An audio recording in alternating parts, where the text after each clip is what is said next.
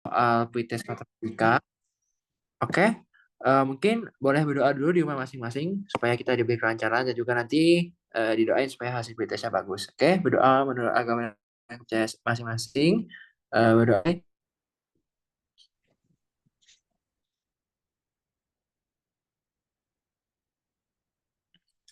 Oke, berdoa dicukupkan dan dilanjutkan di lain waktu.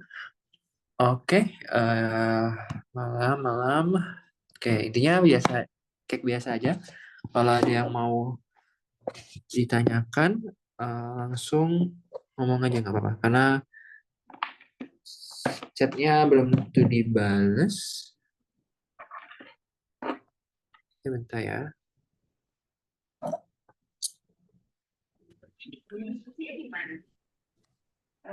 Tadi itu Tolong host yang bocor tolong di mute ya biar kondusif juga. Oke. Sorry.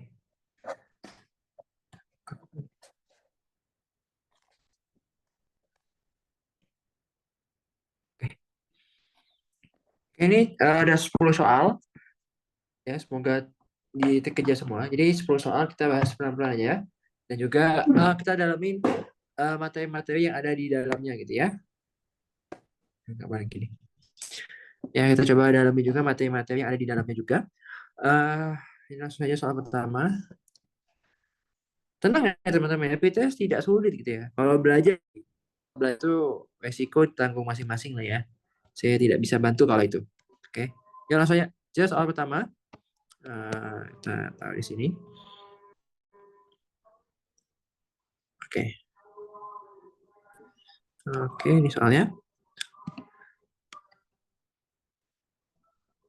Oke. Nah, fungsi F katanya ada kita punya fungsi F yang katanya adalah fungsi ganjil ya. Jadi fungsi ganjil itu fungsi yang gimana? Kalian dikasih tahu itu ya kalau fungsi ganjil itu berarti dia berlaku bahwa F dari min X sama dengan min Fx. Jadi ini kalian highlight dulu gitu ya, kalian cermati pelan-pelan gitu ya. Untuk setiap X di daerah asal. Jadi jika fungsi dari F1 gitu ya sama dengan min 3, nah maka yang benar yang mana? Oke? Nah, jadi ini ya cocok-cocok logi aja gitu ya. Jadi kita main cocok-cocok logi aja gitu. Oke? Jika F fungsi ganjil dan F1 sama dengan min 3, maka gimana gitu? Nah, berarti kita coba dulu, ubah dulu bentuknya. Gini teman-teman. Kan dia bilang kalau F1 sama dengan min 3. Oke? Sekarang idenya adalah gimana kita ubah dari F1 sama dengan min 3, kita ubah. Jadi F min X sama dengan min Fx. Jadi kita coba cocok logi supaya bentuknya mirip-mirip gitu ya. Nah, bentuknya mirip-mirip itu gimana masuknya, Kak? Jadi boleh nggak ya kalau misalnya di sini Kakak ubah. Jadi ini F, terus dalam kurung, ini minus, terus saya ada min 1 lagi di sini. Tuh, boleh kan?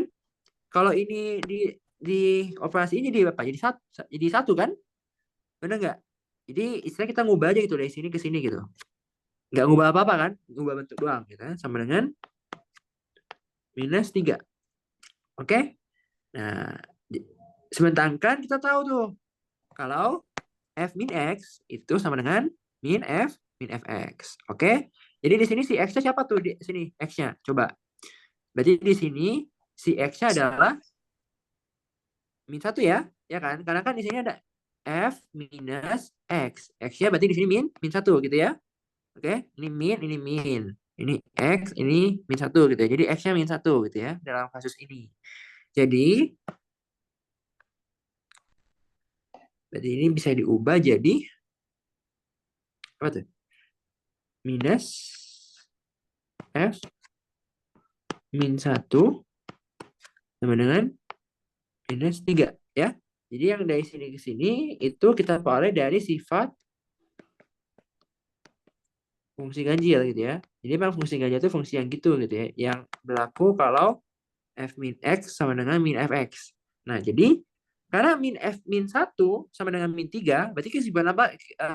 Kesimpulan kita apa? F min 1 sama dengan 3. Gitu ya. Nah, berarti kita cari yang jawabannya F-1 sama dengan 3. Oke? Oh, ada nih jawabannya. Jawabannya adalah yang B. Oke, coba kita ulang ya. Kita review. Fungsi f disebut sebagai fungsi ganjil jika f min x sama dengan min fx untuk setiap x di daerah asal. Jika f fungsi ganjil dan f1 sama dengan min 3, maka nah jadi step pertama kita adalah kita ubah gimana caranya supaya info yang ada di soal yaitu adalah f1 sama dengan min 3 ini kita ubahlah dia jadi gini. Nah, ubahnya gimana? Jadi si 1 ya kita ubah jadi minus min 1. Ini tujuannya apa, Kak? Supaya kita ada melihat bentuk yang mirip lah gitu sama si sifatnya.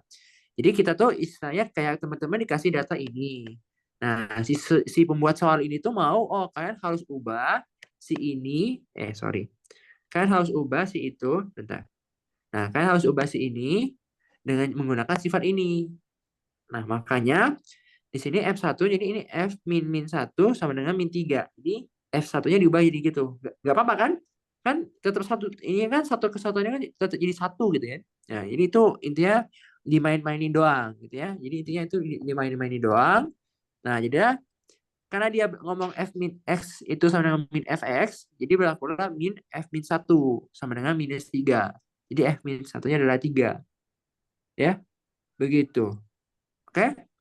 Itu adalah F fungsi ganjil. Oke.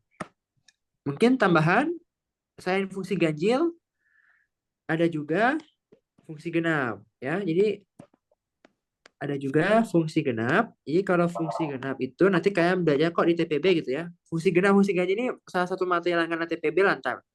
Nah, kalau fungsi genap itu berlaku apa? Fungsi genap itu berlaku bahwa fx sama dengan f min x. Gitu. Kak, sebenarnya fungsi ganjil T naon ya? Fungsi genap T apa gitu ya? Maksudnya definisinya apa sebenarnya? Nah, jadi kalau kita mau bilangin konsep gitu ya, kalau yang nggak suka cara cepat, jadi kalau bisa kita ngomongin konsep sebenarnya fungsi ganjil intinya setiap fungsi yang kalau teman-teman gambarkan di sketsa dia itu simetris ya, simetris terhadap titik pusat ya. Titik pusat ini maksudnya titik titik asal koordinat itu adalah titik 0,0. Contohnya apa, Kak? Contohnya kalau kalian punya grafik Y sama dengan X. Nah, gimana tuh, Kak, grafik fungsi Y sama dengan X? Nah, grafik fungsi yang sama dengan X tuh gini deh. Jangan nih misalnya contohnya kalian buat di tengah gini gitu ya. Nah, kalian buat sumbu X-nya gitu ya. Nah, fungsi yang Y sama dengan X itu begini gitu ya. Misalnya ini, nah Y sama dengan X tuh ya kurang lebih gini lah. Iya, bagus. Ya, ini ya fungsi Y sama dengan X. Nah, ini dia simetris terhadap 0,0 gitu ya. Jadi dia tuh ya simetri lah terhadap sumbu koordinat nih yang tengah-tengah ini. Nah, itu definisi fungsi ganjil. Jadi contoh fungsi ganjil itu apa aja? Contohnya Y sama dengan X gitu ya. Terus apa lagi? Eh, fungsi fungsi ya pokoknya Y sama dengan X lah. Itu saya lupa udah. Kalau nggak salah sin juga termasuk fungsi ganjil ya. Enggak kayak. Terus kalau fungsi genap gimana? Nah, kalau fungsi genap, kalau dia fungsi genap, ya, dia simetris terhadap sumbu Y. Ya, terhadap sumbu Y. Nah, dia simetris terhadap sumbu Y. Contohnya gimana? Nah, contohnya adalah ini, teman-teman. Ini bisa kita punya sumbu ini, nah terus contohnya ini warna kuning lah. Gini nih, gini ya nggak gitu ya, nggak bisa ya. Ya udah gini aja lah. Nah, jadi gini ya, ini Y sama dengan X kuadrat. Jadi dia simetrinya sumbu Y gitu. Ya, begitu. Bentar, saya wait. Wait.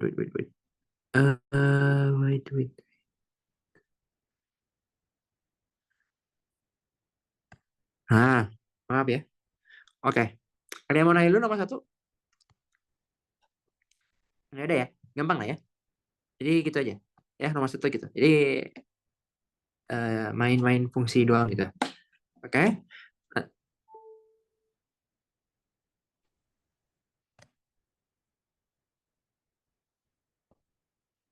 oke, aman ya. Bentar. Lanjut.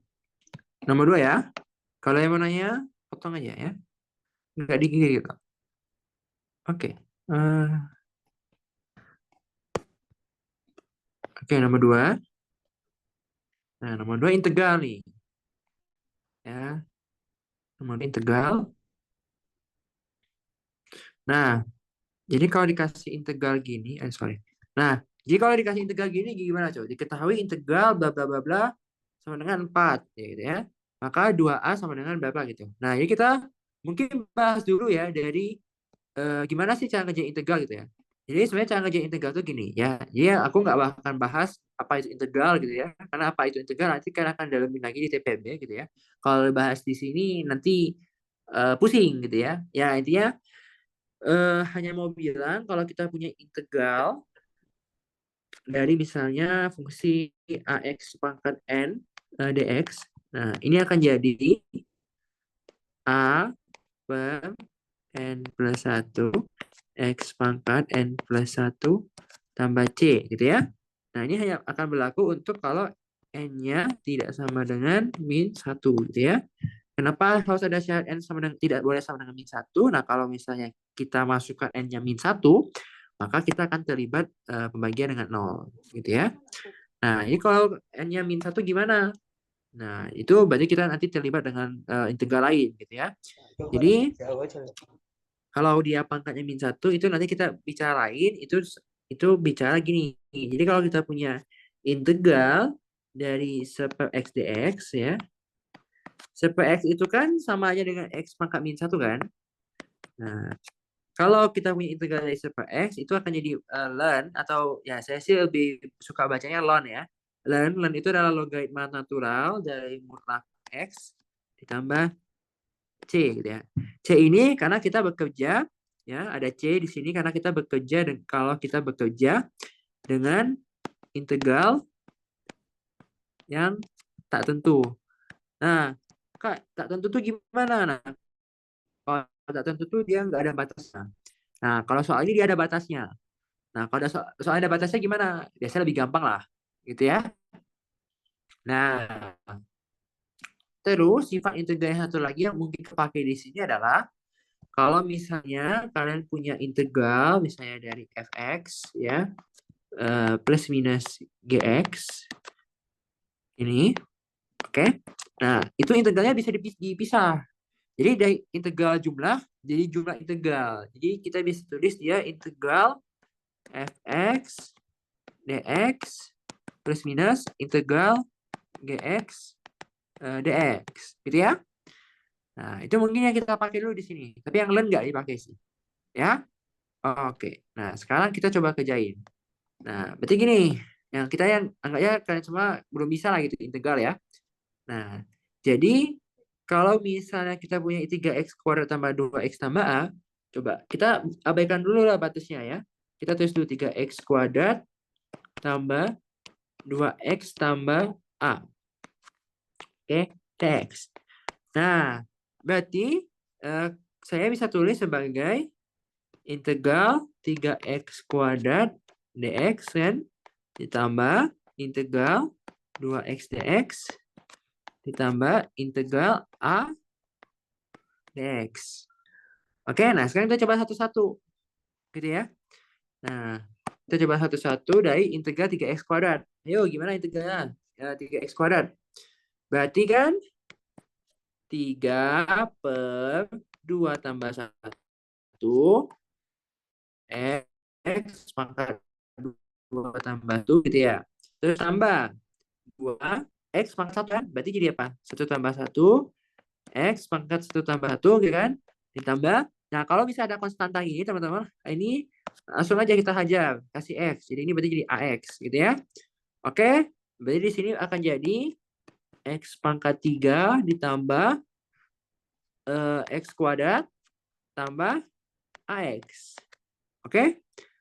Nah, inilah hasil integralnya. Ya. Nah, karena kita bicara yang integral tentu, berarti dia ada batasnya dong. Nah, berarti di sini kita mau masukin, ya. Masukin gimana, Kak? Jadi gini, nah ini kan hasil integralnya nih. Oke, nah kalian masukin, jadi kalian kurangin. Ya, jadi integral 0 sampai 1 dari 3x kuadrat ditambah 2x tambah a dx. Jadi gini, nah pertama buat kotak dulu teman-teman, kotak ya. Nah, kotak pertama isi batas atas. Batas atas itu kan ini isi 1 ya. Jadi yang ini batas atas. Ini batas bawah gitu ya. Nah, jadi masukin dulu batas atasnya. Batas atasnya berapa? 1 kan?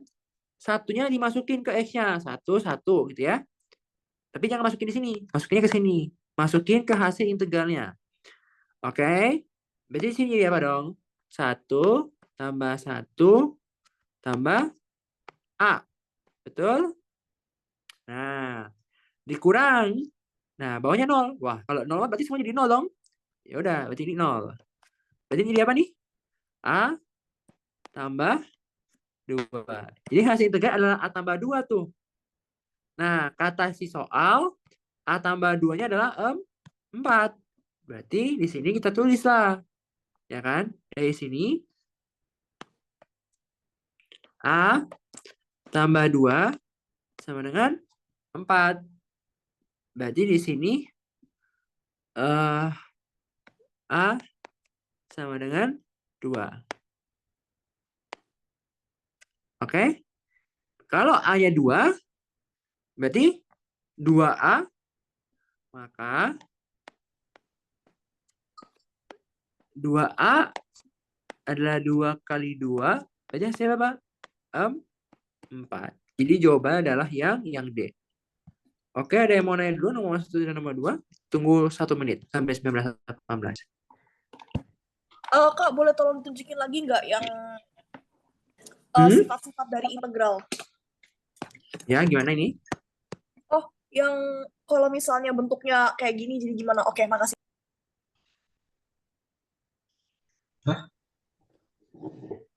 Oh, mau ditunjukin gitu? Yang ini soalnya atau gimana? Bukan. Yang AX pangkat N DX sama dengan Oh, iya sifat-sifatnya itu, Kak. oh mau ditunjukin contoh soalnya. Oh, enggak. Ini Kakak tetap stay di sini aja itunya. Oh, oke oke. Oh, Udah?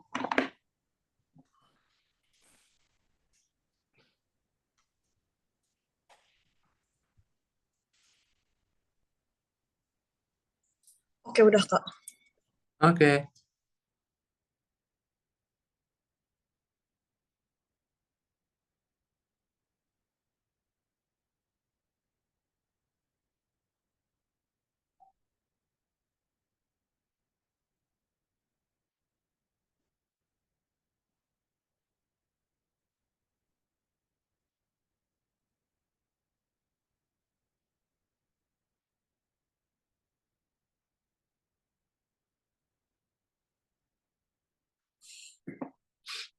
Oke, enggak ada ya.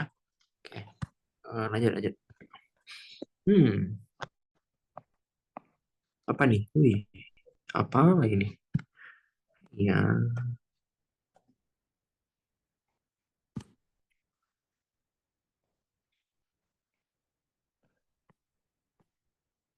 oke. Wait, nani? Wih, salah. Salah urutan. Ya udahlah. Apa boleh buat? Iya, nomor 3 ya. Oke. 3 bila fx sama dengan x pangkat 3 plus 1, maka ya limit bla bla bla bla itu apa gitu ya. Nah, ini kan kita lihat limit ini kan pusing gitu ya. Nah, jadi teman-teman harus apa ya, mengenali gitu. Jadi ini jadi di limit ini sebetulnya tidak lain dan tidak bukan sebenarnya adalah turunan sebenarnya ya. Jadi kalau kita ngomongin kalian di SMA kan udah banyak turunan tuh. Nah, jadi definisi turunan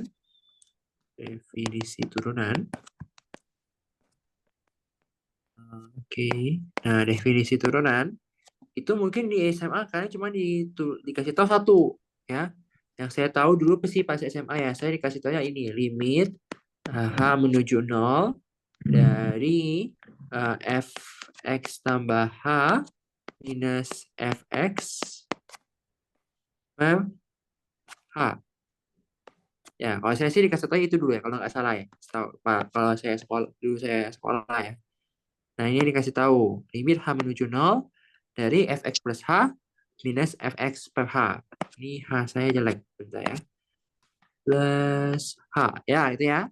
Nah, jadi definisi turunan itu ada dua sekarang. Atau limit X menuju A dari fx minus fa per salah, sorry. X min A. Nah, jadi sebenarnya soal ini sebenarnya hanya mau mengatakan bahwa turunan dari fungsi ini apa sih gitu loh sebenarnya ya. Itu aja sih sebenarnya. Kalau teman-teman mau pakai cara susah ya, coba kita pakai cara susah ya. Cara susah. Ini aku nggak tahu bisa nggak cara susahnya. Bentar, mikir dulu. Oh, bisa sih kayak cara susahnya. Oke, coba ini ya cara susah nih. Ya, tulisan jelek. Cara susah. Nah, kalau cara susah gimana Kak? Ya, kalau cara susah nih kalian misalnya lupa rumus nih. Oh ya udahlah, aja lah. Saya lupa rumus gitu. Rumus turunan apa ya gitu ya. Gak tau lah. Pokoknya ini taunya ini pokoknya taunya ini definisi turunan. Cuman aku lupa rumus turunan apa ya. Udah masukin aja nih. Jadi gini, nah sekarang FC kalau kita misalnya nih punya fx sama dengan x pangkat 3 tambah 1 gitu ya. Nah, oke. Sekarang kan kita butuhnya FC. Nah, FC itu apa FC? Nah, FC itu adalah C pangkat 3 tambah 1. Gitu ya. C pangkat 3 tambah 1. Jadi misalnya kalau ada F, apalagi misalnya ada F kotak gitu ya. Berarti kotak pangkat 3 tambah 1 gitu ya. Kalau ada F edu kelas pangkat 3 tambah 1 gitu ya. Kalau ada F Devin pangkat 3 plus 1 ya. Pokoknya apa ini dalam kurung itu jadi fungsinya gitu ya. Nah, jadi sekarang kita ubah nih soalnya. Yuk, kita ubah. Dari sini, jadi apa tuh? Limit X menuju C gitu ya. Dari X pangkat 3 plus 1 dikurangin dengan C pangkat 3 tambah 1 per X min C. Oke. Nah, jadi dibeli kok 6 bulan terakhir. yuk yang bocor di video. Limit X menuju C dari X pangkat 3 minus C pangkat 3 per X min C. Nah, ini masalah baru lagi teman-teman. Nah, kalau ini aljabarnya harus jago ya. Ini balik lagi ke aljabar. Nah, makanya saya nggak suka kalau pakai cara gini gitu ya. Atau bagi teman-teman yang jago, ini mungkin bisa pakai hospital ya. Cuman nggak lah, jangan pakai hospital lah ya. Jangan susah-susah gitu. Nah, jadi dulu diajarin kalau ada bentuk, gimana saya jelasinnya ya. Jadi deh, jadi kalau ada bentuk ini, coba. Kalau bentuk A kuadrat min B kuadrat, jadi apa A kuadrat min B kuadrat? A plus B, A min B gitu ya. Oke. Nah, kalau ada bentuk A pangkat 3, min B pangkat 3, ini jadi apa? Seingat saya ya, akan jadi A min B dikali dengan A kuadrat plus AB tambah B kuadrat. Ini seingat saya. Coba saya cek dulu ya. Bentar. Ya, benar. Ya. Nah, jadi kita gunain sifat itu tuh. Jadi si ini bakal jadi limit X menuju C. Yang atas saya ubah jadi X min C kali dengan X kuadrat tambah XC tambah C kuadrat gitu ya. Nah, dibagi X min C. Oke? Nah, jadi di sini X min C-nya bisa coret. Jadi saya tinggal sisa ada limit X menuju C dari C kuadrat tambah C kuadrat tambah C kuadrat. Nah, ya nggak usah ada limitnya lagi. Jadi masukin si X-nya jadi C gitu ya. Jadi ini jawabannya adalah 3C kuadrat. Tuh, ini cara susah. Nah, cara gampangnya, ini cara susah. Bentar, di mana ya? Di sini aja nih. Nah, di sini cara gampang. Yuk, siapa yang nggak suka cara gampang? Saya sih suka aja ya kalau bisa nggak usah dijawab soal. Kan nggak ditanya itu definisi turunan apa. Nah, cara gampang ini. Nah, intinya teman-teman ingat integral sama turunan itu musuh bebuyutan. Jadi kalau integral pangkatnya nambah, turunan pangkatnya berkurang. Jadi kalau misalnya saya punya fungsinya fx ax pangkat n, nah ini si turunannya alias si f aksen x-nya bakal jadi n kali a x pangkat n min 1. Jadi si pangkatnya diturunin kaliin, tapi dikurang 1 pangkatnya. Ulang. N diturunin kaliin, tapi pangkatnya dikurangi 1. Ya, contoh. Ya, biar ada gambaran. Contohnya misalnya fx-nya adalah x kuadrat. Oke? Berarti f aksen x-nya pangkatnya lihat. 2. Turunin. 2x. Pangkatnya kurangin. 2 min 1. Berarti jadi 2x. Gitu. Contoh lagi. Misalnya fx sama dengan 3x pangkat 5. Misalnya. Turunannya apa? Jangan fx lah. F mulu. Misalnya AX ya, AX. Misalnya AX 3X pangkat 5 gitu ya. Berarti turunannya apa? Kebiasaan. A pangkat A aksennya apa? 15 X 5 min 1. Berarti 15 X pangkat 4. Gitu ya. Nah, jadi kalau misalnya soal tadi kita kan tahu nih, kalau ini kan turunan nih. Nih, ini kan kita tahu nih. Ini kan turunan. Ya udah, kan udah tahu juga rumus turunan kan?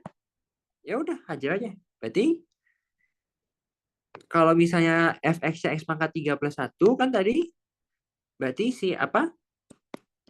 fc adalah c pangkat 3 tambah 1.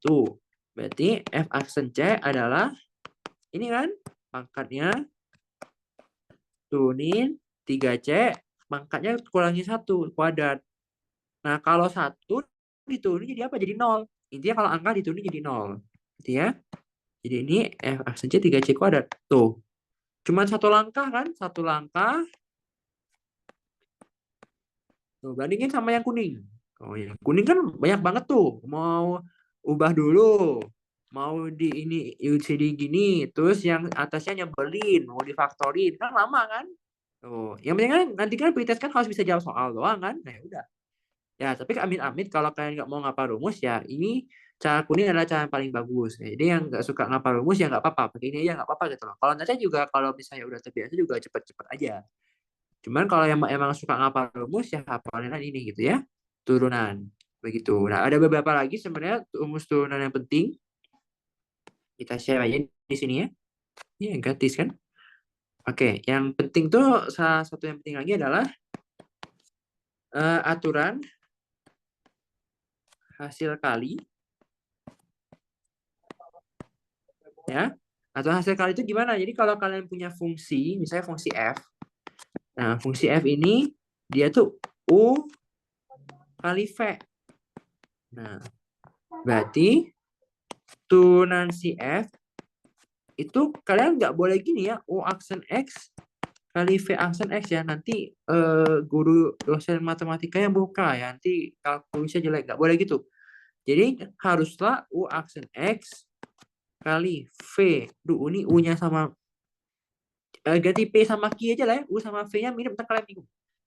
PX sama QX. Nah, jadi kalau gini, F aksen X-nya adalah P aksen X kali QX ditambah PX kali Q aksen X. Jadi turunannya gantian. Di awal si P diturunin, Q-nya tetap. Di akhir Q-nya diturunin, P-nya tetap. Ya, begitu. Nah, itu adalah aturan hasil kali. Sama kalau misalnya ada satunya ada aturan hasil bagi. Yang penting-penting aja deh. Nah, oke. Misalnya nih GX lah.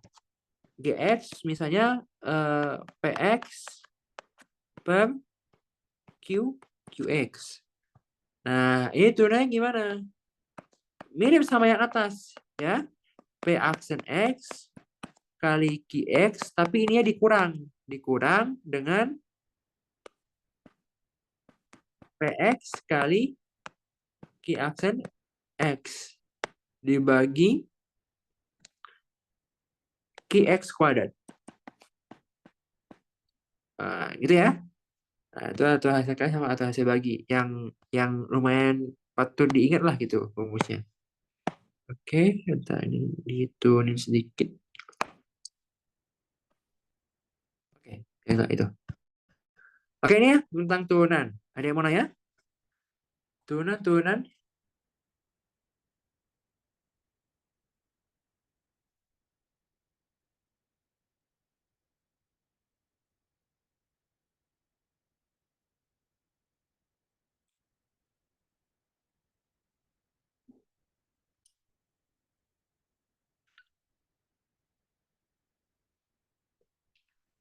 Oke, nggak ada ya. Ada chat dulu deh. Siapa tadi ada yang nanya di chat?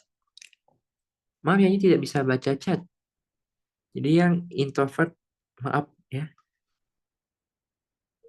Jawabannya, oh ya jawabannya belum ada deh. Ya, 3. Ya, jawabannya C ya. Yang 3 C kuadrat. Oke. Sip. Ini ya. Itu yang nomor 3. Itu tadi yang nomor 2 bener 4 kan? Yang mana? Yang nomor Ya, 2 4. bener. Oke. Oke, lanjut dulu. Nomor. Oh, ini. Waduh. Gimana ngajarin ini ya? Oh, ya. Bentar. Tuh, ini ilmu dulu ya. Ilmu saya udah Ini ya. pikun ini. Aduh. Ini Yuk, ini sampai trigono yuk. Ayo, siapa yang suka trigono?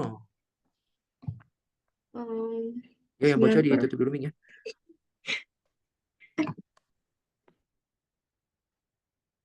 Oke. Apa lagi? Oh, ini. Yuk, jika sin X 2/3, maka cos 2X berapa? Oh iya, cos 2X. Gimana ya? Oke. Jangan bingung teman-teman ya. Pokoknya kalau masalah trigonometri gitu ya, ya solusinya emang rumus gitu ya. Karena ya nggak ada cara lain gitu ya. Di setengah kesibukan kita ini adalah menghafal rumus ada solusi yang paling bagus lah. Nah, jadi kalau misalnya kalian ditanyain cos 2X berapa? Nah, teman-teman, kita review dikit lah ya. Ayo, siapa yang ini dulu? Kita review lah rumus-rumus trigonometri ya. Coba. Rumus trigonometri ada apa aja? Kalau saya pertama harus hafal adalah jumlah dan selisih sudut. Ya. Terutama yang sin dan cos. Ya. Kalau tangan saya juga nggak hafal, saya lupa. Ya. Coba sin A tambah B. Jadi apa nih? Sina cos B tambah cos A sin B. Ya, harusnya SMA dapat. Cuma kalau yang SMA nggak dapat, intinya kalau ada sin A plus B jadi gini gitu ya. Nah, terus apa lagi? Kalau dia sinus A minus B, gampang. Ya, tinggal plusnya ubah jadi min ya. Jadi min cos A sin B. Jadi sin ngapalinnya adalah sin cos sin. Gitu ya. Terus apa lagi? Cos A plus B itu adalah cos A kali cos B minus sin A kali sin B. Ya. Nah, ini ya. Kalau cos A minus B, dia jadinya cos A kali cos B plus ya. Sin A kali sin B. Oke. Itu dulu ya, jumlah dan selisih sudut. Nah, ini sudah 4 rumus ya. Yang tangan saya tidak masukkan ya, karena agak jarang kayak kita membahas tangan gitu ya. Gitu ya. Oke, ini dulu ya, jumlah dan selisih sudut. Ya. Oke. Terus apa lagi yang harus dihafal? Sudut ganda. Sudut ganda. Oke, sudut ganda itu sin dulu deh. Sin 2x. Itu adalah 2 sin x cos x. Nah, sebenarnya ini nggak perlu dihafal. Kalau kalian cukup rajin gitu ya, sin 2x itu sebenarnya lain tidak bukan adalah sin x tambah x. Nah, kalau x tambah x, waduh, ini barusan kita bahas, tuh kan? Sin A tambah B, cuma A-nya x, B-nya x. Gitu kan? Jadi kalau saya jabarkan jadinya kan sin x, cos x, sin x. Sama dong, sama-sama sin x, cos x kan? Nah, makanya dia bisa jadi sin 2 sin x, 2 sin x, cos x. Ya, jadi ini kan berarti nih ya, kalau mau diturunin gitu ya. Ini ditambah cos x sin x gitu ya. Nah, udah, berarti jadinya 2 sin x cos 2 sin x cos x gitu ya. Yang bingung kenapa bisa 2 sin x cos x? Anggaplah si sin ini A, si cosnya B, cosnya B ininya A ya. Kalau kita kali-kaliin sama-sama AB kan? AB tambah AB apa? 2 AB dong. Ya udah 2 sin x cos x. Ya. Jangan pusing. Oke, itu ya kalau sudut ganda, kalau mau diturunin ya silakan. Ya, mau dihafal juga boleh, silakan ya. Sama-sama baiknya gitu ya. Saya nggak bilang kalau menghafal itu selalu baik gitu ya. Ada juga yang nggak perlu dihafal gitu. Nah, kalau cos 2x itu rumusnya adalah cos kuadrat x minus sin kuadrat x. Oke? Nah, sekarang atau ada lagi dua rumus lainnya. Rumus lainnya pertama adalah 2 cos kuadrat x min 1 sama satu lagi adalah 1 minus 2 sin kuadrat x. Ya, ada 3. Nah, kalau tanya lagi, ini turuninnya dari mana semua gitu ya. Kalau yang pertama bisa diturunin. Dari mana? Dari sini. Anggap A-nya X, B-nya X. Cos kuadrat X min sin kuadrat X. Ya. Nah, terus yang ini kenapa bisa kayak gini? Ya. Itu karena kita punya identitas trigonometri yang lain gitu ya. Kita punya identitas trigonometri bahwa sin kuadrat X tambah cos kuadrat X. Sorry. Maaf ya. Nah, sin kuadrat X tambah cos kuadrat X itu 1. Nah, ini identitas trigonometri. Gitu ya. Nah, makanya bisa jadi gitu. Oke? Nah, gitu. Nah, berarti sekarang untuk menjawab soal ini, kita butuh modal cos 2X. Nah, cos 2X itu gimana cara dapetinnya? Bisa pakai yang ini, bisa pakai yang ini, bisa pakai yang ini. Intinya, untuk mencari cos 2X, kita butuh antara kalau enggak cos X, sin X. Sekarang yang jelas-jelas dikasih di soal apa? 2/3 kan sin X-nya. Berarti kita bisa pakai yang mana? Oh, pakai yang ini aja, Kak. Udah jelas-jelas gitu kan. Kak, kalau aku nggak suka, Kak. Aku mau gaya dikit lah. Aku mau sinnya diubah dulu jadi cos. Boleh nggak? Boleh. Ayo, kita cek ya. Sama nggak jawabannya ya? Nih, misalnya nih, Kak. Misalnya, yang pertama, misalnya pakai sin. Ya. Kalau pakai sin kan berarti cos 2X sama dengan 1 minus 2 sin kuadrat X. Oke. Nah, sekarang sin-nya adalah 2/3 yang dikuadratin. Jadi ini kan 1 dikurangin 2 kali 4/9. Berarti kan 1 dikurangin dengan 8/9. Berarti ini hasilnya adalah 1/9. Ada nggak 1/9? Ya, yang nggak percaya tuh. Ya, misalnya nih, kalau kalian mau pakai cos, misalnya. Ya Allah. Oke, pakai cos. cos 2x sama dengan 2 cos kuadrat X min 1. Nah, kalau mau cek cos X-nya gimana? Nah, gambar dulu sin X-nya. Ya. Tuh, kalian punya segitiga siku-siku gitu ya. Ayo, sin itu apa sin? Sin adalah demi kan? Depan bagi miring. Kalau cos apa? Cos adalah samping bagi miring. Tangan sin per cos atau desa ya. Jadi sin demi cos sami tan desa ya. Sin cos sini ke cos aku kangen gitu ya. Nah, sekarang berarti demi. Nah, misalnya ada sudut X nih di sini ya. Nah, ada sudut X. Depannya si siapa tuh depannya tuh? Oh, ini depannya tuh, depan tetangganya itu. Depannya. Nah, ini depan kan? Nah, depannya 2. Oke. Si miring yang mana?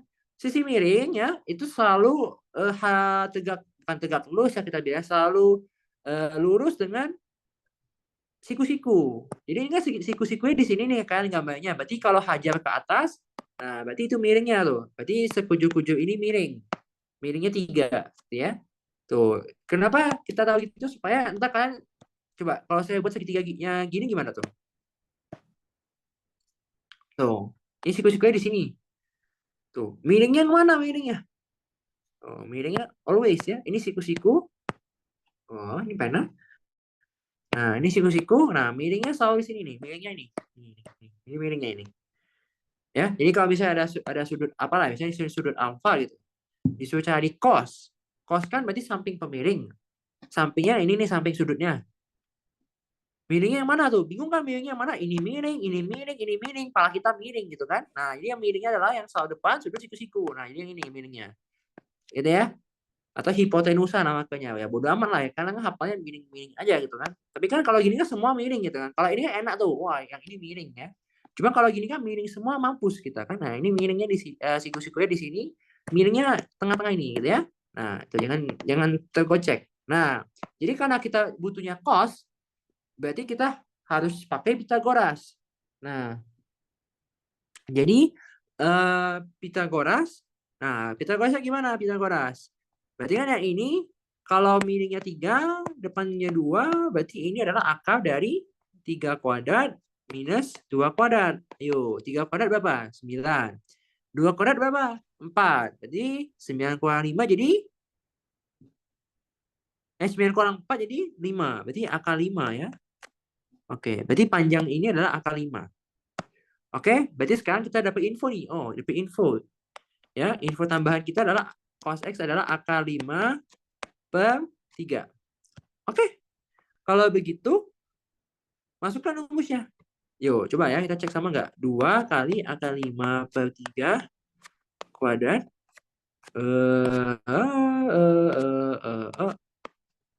kurang 1. Berarti kan jadinya 2 kali 5 per 9 kurang 1. Berarti kan ini jadi adalah 10 per 9 kurang 1 yang jadinya adalah 1/9. Tuh, sama. Matematika itu ilmu yang paling indah, teman-teman. Kenapa? Karena konsisten. Kalian mau pakai cara apapun, emang kalau udah benar pasti benar. Tuh, konsisten. Gitu ya. Gitu.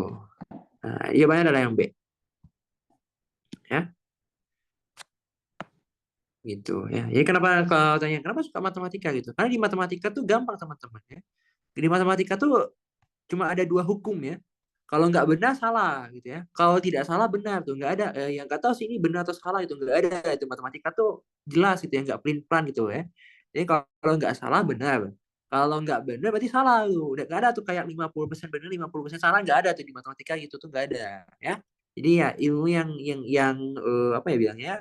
Yang ya itulah pokoknya jelas lah gitu ya. Benar-benar salah-salah gitu. Gitu. Oke? Coba nomor 5 dulu deh. Ini nomor 5 Trigono juga, cuman dia bahasnya fungsi. Nah, ini agak PR juga nih ngerjain ini. Oke. Kalau dia mau nanya, potong aja ya ini. Oh iya, udah warna-warni banget itu tulisanku nih. Ada warna biru, ada warna pink, gitu ya. Ntar jadi warna-warni. Oh iya, pelan ini ntar. Nah, lanjut dulu ya nomor 5. Ini nomor 5. Nah, nomor 5. Oke, diberikan 4 pernyataan ya, bukan 4 pertanyaan gitu ya. Kalau 4 pertanyaan kita yang mati gitu ya. Nah, fungsi fx sama dengan 2 tambah cos x per 2. Nah, kita diberikan 4 pernyataan. Nah, pernyataan pertama bilang bahwa periode fx-nya adalah 2pi. Nah, itu benar atau enggak? Terus grafik f-nya memotong sumbu y di titik segitu, maksimumnya segitu, minimumnya segitu. Nah, dari keempat pernyataan mana yang benar? Mana yang benar gitu kan? Nah, kita bingung nih soal apa nih. Satu dulu deh. Periode, wah udah pusing nih periode apa itu kan periode mampus kan. Oke, kita bahas satu-satu ya. Jadi kita pertama bahas dulu dari periode. Nah, untuk periode khususnya fungsi trigonometri ya, saya hanya bisa jelaskan dengan hitungan saja. Karena kalau secara visual saya malas. Jadi periode itu rumusnya adalah 2pi ya, 2pi 2V ya 2pi per K.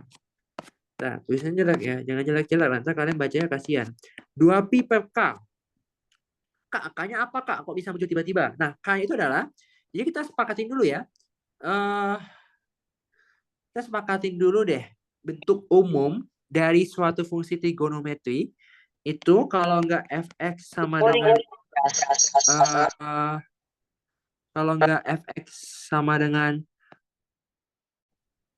a sinus kx tambah b, ya kalau enggak yang satu lagi dalam cos gitu ya, jadi a cosinus ya kx tambah b. Ini bentuk umumnya lah gitu ya, kita umumnya tahu bentuk fungsi trigono itu ya ini gitu.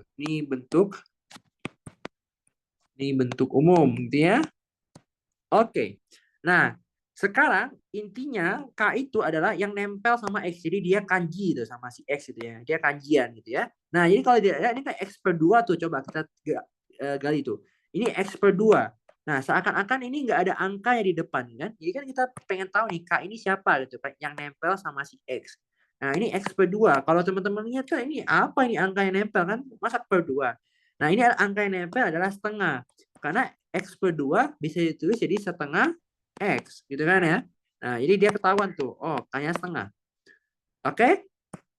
Nah, berarti di sini kita dapat kesimpulan bahwa di soal ini K-nya adalah setengah. Oke? Nah, kalau K-nya setengah, ya udah aja ya. Semua bisa ngitung dong. Berarti periodenya adalah apa? 2pi dibagi dengan setengah. Berarti di sini akan jadi apa periode? Periodenya akan jadi 4pi. Oke? Kita cek apakah periode 4pi tetot salah ya. Jadi ini salah.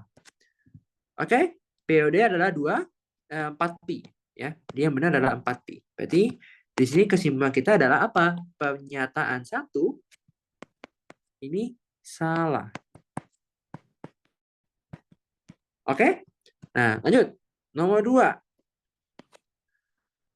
Apa tuh? Grafik F memotong sumbu Y di titik 0,5. Nah, intinya ya teman-teman, kalau dia ada omongan memotong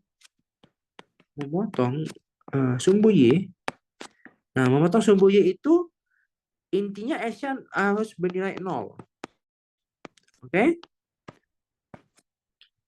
Jadi tadi kita punya fungsi apa? Fx sama dengan 2 ditambah 3 cosinus dari X per 2. Oke? X-nya 0. Berarti 2 ditambah 3 cosinus 0. Yuk, cosinus 0 berapa? Cosinus 0. Yuk, kita tes lah. Kita tes nih. Gak ada yang dites tadi. Cosinus 0 berapa? Yuk. Cosinus 0. 1. Oke. Cosinus 0 1 ya. Berarti ini jadinya 2 tambah 3 kan? Berarti 5. Oke? Nah, dapat tuh 5. Nah, coba. Berarti kita dapat tuh bahwa F0 sama dengan 5. Berarti dia akan memotong di titik 0,5. Tuh. Oke? Coba kita lihat. Benar nggak titik 0,5? Wih, benar. Jadi yang nomor 2, approve. 3. Nilai maksimum dari Fx adalah 3. Oke? Nah, kita lihat dulu nilai maksimum. Nah, nilai maksimum ini gimana? Tulis lagi dulu lah fungsinya. Fx 2 ditambah 3 cosinus X per 2. Nah, sekarang kalau ngomongin nilai maksimum dan nilai minimum, highlight kita adalah di fungsinya. Nah, teman-teman harus tahu fungsi trigonometri itu mau sin mau cos itu dia akan selalu berada di antara min 1 dan 1. Jadi dia akan selalu berada di antara min 1 dan 1. Ya. Jadi samanya dengan cos. Oke. Nah, jadi kalau misalnya dia tanya nilai maksimum, artinya si cos ini, ya, satu kesatuan cos ini, dia bernilai 1. Karena cosinus itu maksimumnya 1. Mau berapapun. Ya, mau. Ya, nggak akan selalu 1. Ya, kecuali kalau fungsinya gini, kalau fungsinya 2 cosinus X, nah ya beda cerita lah Bambang. Kalau fungsinya gini, berarti nilai maksimumnya berapa? Nilai minimumnya berapa? Coba. Yang kita tahu, cos X selalu nilai maksimumnya 1, nilai minimumnya min 1. Artinya ini maksimum 1, minimum min 1. Berarti kalau dia maksimumnya 1, 2 kali 1 jadi berapa? 2. Minimumnya min 1. Berarti min 1 kali 2 jadi berapa? Min 2. Oke. Ya. Nah, berarti di sini 3 dan 4 bisa langsung kita jawab sekaligus dong. Coba. Untuk kasus maksimum, berarti si fx sama dengan 2 ditambah 3. Kenapa 2 tambah 3? Karena di sini cos x per 2-nya bernilai 1. Berarti dia jadi 2 tambah 3 kali 1. Oke? Sedangkan nilai minimumnya akan menjadi fx sama dengan 2 dikurangi 3. Sama dengan min 1. Berarti dari sini kita dapat kesimpulan apa? Bahwa nilai maksimum adalah 5. Nilai minimum ini adalah 1. Oke? Berarti kalau di sini jawab min 1 ya, maaf. Min 1. Oke? Berarti kalau di sini jawaban yang benar adalah 2 dan 4 ya. Karena yang 3 salah. Oke? Berarti di sini jawabannya adalah 2 dan 4. Oke? Mungkin ada yang mau nanya dulu? Kak, boleh tolong dijelasin lagi nggak yang pernyataan 3 terakhir itu? Yang sin X-nya itu, sin X sama cos X-nya di antara min 1 sama 1. Hah?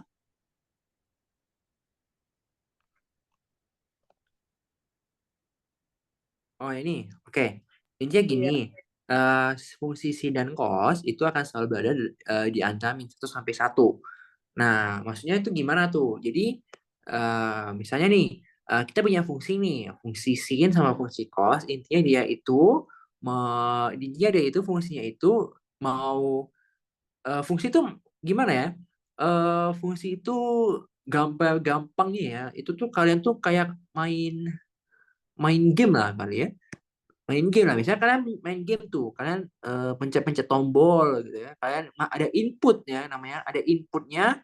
Nah, outputnya fungsi itu si fungsi sin itu pasti di antara min 1 sampai 1 gitu ya. Nah, jadi sekarang kan yang di nomor 3 dan 4 kita ditanya itu nilai maksimumnya berapa, nilai minimumnya berapa. Oke. Nah, jadi gini. Ini gambaran kasar gini nih. Jadi kan kita kan tadi kan punya fungsi fx sama dengan 2 ditambah 3 cosinus x per 2. Oke. Nah, sekarang kita punya fungsi dalam x. Oke. Nah, berarti di sini fungsinya dipengaruhi oleh x. Nah, x-nya itu di fungsinya ini dia itu di dalam suatu fungsi cos. Nah, padahal kita tahu, oh fungsi cos itu intinya paling gedenya 1, paling kecilnya min 1. Mau X-nya berapapun gitu loh. Ya pokoknya nggak peduli deh X-nya berapa gitu ya yang menyebabkan dia 1 atau min 1.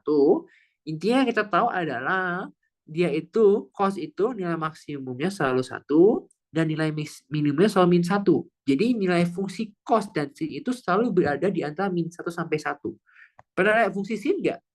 Fungsi sin itu kan kurang lebih gini ya. Coba dulu ya. Fungsi sin itu kurang lebih gini. Ya, itu fungsi sin. Jadi, dia itu nih, yang ini. Ini. Nah, Ini 1. Yang di bawah, di bawah ini min 1. Jadi fungsinya itu selalu berosilasi di antara 1 sampai min 1 tuh. Jadi gini ya, pokoknya daerah-daerah fungsinya gini terus gitu ya. Nggak ada ceritanya fungsi sin X itu jadinya gini nih. Oh gitu, nggak ada itu melawan dunia itu kiamat entar lagi dunia ya. Nah jadi fungsi sin itu adalah fungsi yang selalu hasilnya di antara min 1 sampai 1. Nah mau X-nya berapapun. Kita kan tanya nilai maksimum sama nilai minimum. Jadi dia akan maksimum ketika nilai cos atau sin-nya 1. Nah jadi ketika 1 gitu ya, masukin. Berarti kan di sini 3 kali 1 dong. Berarti jadi 5. Kalau misalnya dia negatif, berarti kan 2 kurang 3. Jadinya min 1. Sama kayak cos. Ada yang tahu kira-kira cos gambar gimana? Saya juga ingat sih sebenarnya. Coba ya. Cos itu gimana ya? Yang kayak senyum.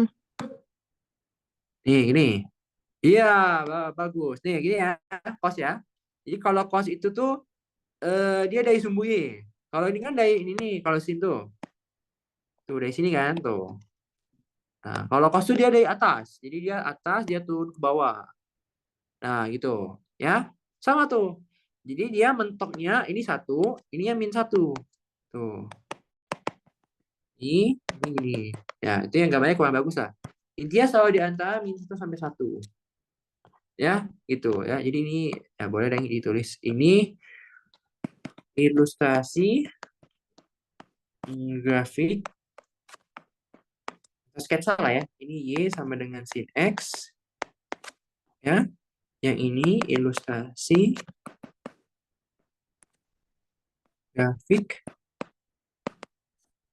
Y sama dengan cos X. Ya, intinya gitu. Jadi kalau ada nilai maksimum minimum, pokoknya hajar aja nilai sin atau cosnya pasti 1 min 1. Ya, begitu. Oke, boleh lanjut ya ke nomor 6. Waduh, nomor 6 yang gini lagi.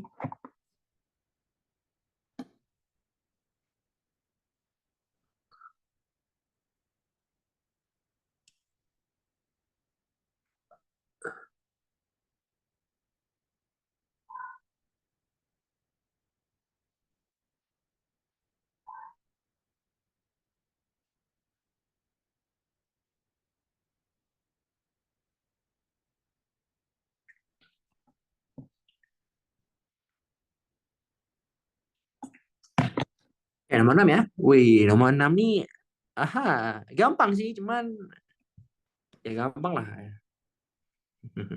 Tenang kok, benar gampang kok. Aku nggak nakutin Oke. Nih ya, ini soal tahun lalu nih. Saya ingat banget dulu ngerjain ini tuh. Iya, biasa aja sih.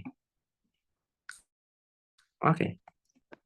Yuk, ini sebenarnya cuma hitung luas persegi panjang biasa aja sih sebenarnya.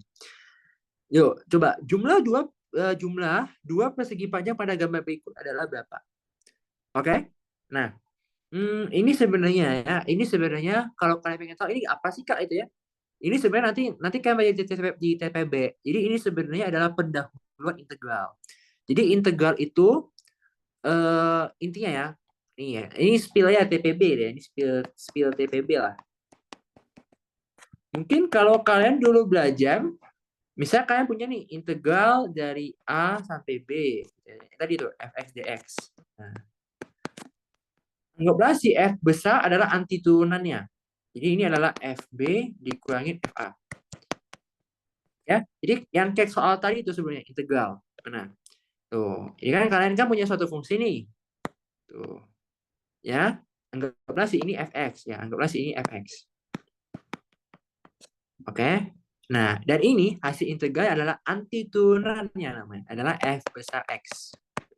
Gitu ya. Nah, maka kata si rumusnya itu adalah tinggal fb dikurangi fa. Maka kalian tadi boleh melakukan ini kan. Jadi kalian sebenarnya kayak masukin f besar 1 dikurangi f besar 0. Gitu. Nah, kalian mungkin dikasih tahu di SMA 2 adalah begini. Tapi ini sebenarnya bukan yang paling dasar. Ini namanya adalah kalian nanti baca di TPB gitu ya, di pendahuluan integral. Ini namanya adalah teorema dasar. Waduh, udah jelek nih penanya. Teorema dasar kalkulus 2. Ya, TDK 2. Oke. Sebenarnya ini bukan definisi. Jadi sebenarnya definisi integral itu sebenarnya adalah jumlah Riemann. Ya, jumlah Riemann itu sebenarnya adalah jumlah persegi panjang yang makin lama makin banyak sehingga aproksimasinya semakin tepat. Nah, jadi kalau kalian mau tahu gitu ya gimana sih ininya, sebentar, juga lupa lagi. Jadi kalau begini bentuknya ya, limit n menuju tak hingga dari sigma i sama dengan 1 sampai n dari f x bar kali delta x gitu ya. Nah, ini baru sama dengan integral dari a sampai b baru fx dx. Nah, ini yang kita kenal bentuk ini sebagai jumlah Riemann gitu ya. Gitu. Nah, itu spill TPB. Nah, ini kalau cara kerjanya soal ini gimana? Gak usah pakai ini gitu ya. Tapi ini sebenarnya adalah pendahuluan untuk itu. Ya. Jadi ini kita di sini cuma disuruh menghitung jumlah dua persegi panjang kok. Jangan dipusingin gitu ya. Nah, ini gini. Coba. Kita kan punya dua persegi panjang nih. Ya kan? Yang satu yang kecil, yang satu yang gede. Kalian kalau mau cari tahu luas persegi panjang, butuh apa? Butuh lebar dan butuh panjang. Lebarnya udah tahu belum? Udah tahu. Lebar ini satu. Ini lebar satu. Beres dong? Beres. Cuma sekarang tingginya berapa? Nah, itu jadi pertanyaan kan. Nah, tingginya berapa tuh tahu dari mana? Nah, tingginya berapa tahu dari mana? Tuh lihat dari ini. Kalau X-nya 2, dia akan kena di sini dong. Ya enggak? Dia akan kena di sini, dia akan ke sini. Tuh. Jadi persegi panjang enggak? Ulang. Lebarnya ini. Sekarang panjangnya kan, panjang nih, lihat nih, ini kena tuh ke sini, kena ke si grafik. Ke kiri, tuh, jadi persegi panjang kan? Nah, berarti panjangnya berapa panjangnya? Panjangnya didapatkan dengan cara masukin X sama dengan 2 ke dalam si Y-nya. Tuh, sama. Yang ini panjang gimana? Oh, panjangnya kan ini ya. Tuh, ini naikin. Sat, sat. Jadi persegi panjang kan? Ini naik, ini gini. Nah, kalau nanti di TPB ini dikenal dengan namanya pendekatan Riemann kiri atau Riemann kanan ya. Nah, Riemann kanan. Bentar. Riemann kanan. Cuman untuk kalian ya nggak terlalu penting lah, jangan dipusingin ya. Ini namanya metode Riemann kanan sebenarnya. Oke? Nah, berarti sekarang cara cari jumlah luas persegi panjangnya, berarti kita buat aja L total. Ya. L total berarti luas 1 tambah luas 2. Sekarang luas pertama anggap aja yang kecil. Lebarnya 1. 1 kali, nah sekarang yang jadi PR adalah ngitung si Y-nya. Sekarang X-nya 2. Oke? Nah, kita buat dulu lah fungsinya. Di sini. Y sama dengan 2x kuadrat min 4x tambah 3 bagi 3. Oke? Berarti kalau misalnya X-nya 2, Y-nya berapa? Kalau X-nya 2. 2 kali 4, 8. 1 ya? Sorry.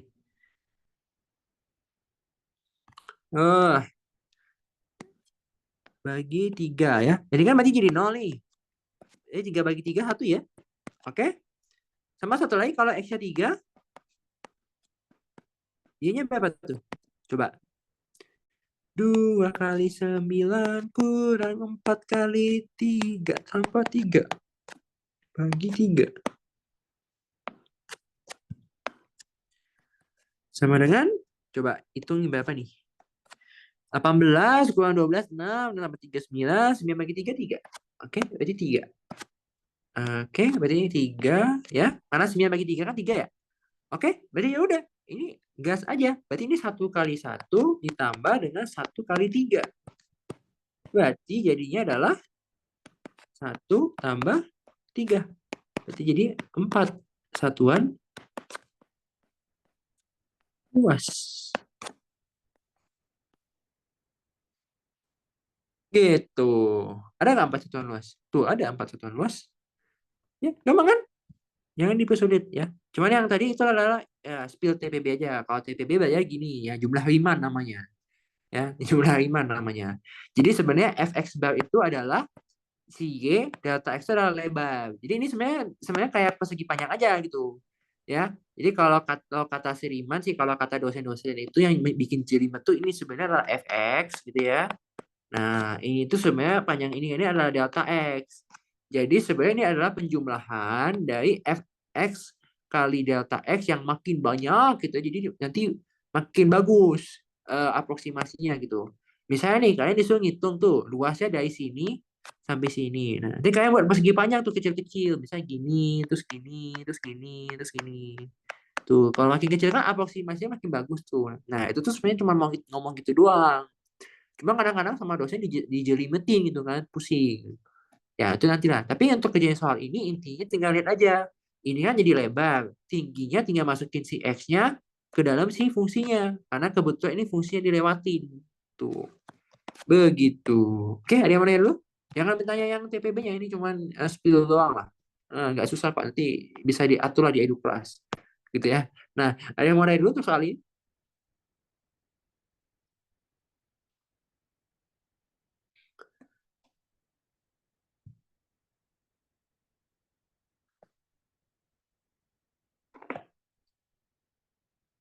Ada ya?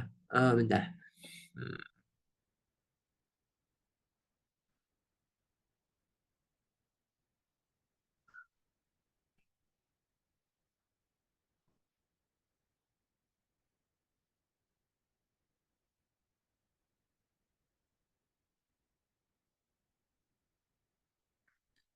Oke, ada yang mau nanya ya? Nomor 6. Ya, nggak selesai nih. Sampai setengah, setengah 9 ya kita ya. Aduh, ini apa lagi nih? Duh, bisa nggak ya? Oh, ini eksponen teman-teman ya. Oke. Ini eksponen. Nah, kalau eksponen, kuncinya adalah harus bisa hafal-hafal sifat-sifatnya. Yuk, sebelumnya coba deh kita review deh sifat-sifat eksponen deh. Ya, biar jago. Coba sifat eksponen pertama apa? Sifat eksponen pertama adalah kalau kita punya perkalian dengan basis sama, jadi pangkatnya bisa ditambah. Terus kalau pangkatnya dibagi, berarti jadi A pangkat M minus N dikurang. Kalau ada lagi, kalau misalnya dipangkatkan, terus dipangkatkan lagi, ini jadi dikali. Terus yang penting berikutnya adalah kalau ada pangkat negatif. Jadi A pangkat minus N, gitu ya, sama dengan 1 per A pangkat N. Terus kalau misalnya ada A per B pangkat N sama dengan A pangkat N per B pangkat N. Terus satu lagi kalau misalnya ada N A pangkat M, ini jadinya A pangkat M per N. Oke, paling ini doang sih kalau sifat-sifat eksponen lah, nggak banyak-banyak lah ya. Ini aja deh. Sebenarnya masih yang banyak lagi, cuman yang penting-penting aja lah, jangan menjadi penting hidup gitu kan. Hidup udah susah, jangan dibuat susah lagi dong. Nah, ini ya sifat-sifat eksponen. Pintanya di mana ya? Ya, di sini ya. Oke. Nah, kalau lihat soal, coba 2 akar dari 2 pangkat X sama dengan akar pangkat 3 dari 4. Ya, tuh. Nah, tips untuk mengerjakan persamaan eksponen, tipsnya adalah samakan basis. Nah, basis itu adalah bilangan pokok ya, maksudnya yang jadi basisnya itu maksudnya A-nya gitu ya. Coba kita tulis ulang lah soalnya. Oke, di sini kita punya 2 akar dari 2 pangkat X sama dengan akar pangkat 3 dari 4 pangkat 2X. Oke, nah sekarang kita lihat nih, ada perbedaan basis teman-teman. Di sebelah kiri itu pakainya 2, di sebelah kanan dia pakai 4. Nah, tapi kita licik dong. Oh ya, 4 tuh 2 pangkat 2 loh. Oh iya, bisa diubah ya. Nih. Jadinya ini adalah 2 pangkat 2 kali Nah, ini kan. Tuh, lihat nih. Ada pangkat dalam pangkat. Berarti menurut sifat ketiga dikali. Berarti 2 akar 2 pangkat X sama dengan akar pangkat 3 dari 2 pangkat 4X. Oke? Nah, terus yang ini bisa diubah jadi gini kan. 2 dikali dengan 2 pangkat X per. Nah, hati-hati 2. Kak, kenapa 2? Padahal kan di sini nggak ada apa-apa. Nah, ingat, akar itu kalau nggak ada infonya apa-apa, dia tuh sebenarnya ada 2 duluan. Ya? Kalau ini 3, ikuti 3. Tapi kalau akar nggak ada info apa-apa, dia udah 2 duluan. Oke? Nah, terus. Kalau misalnya nih, yang ini 2 pangkat 4X.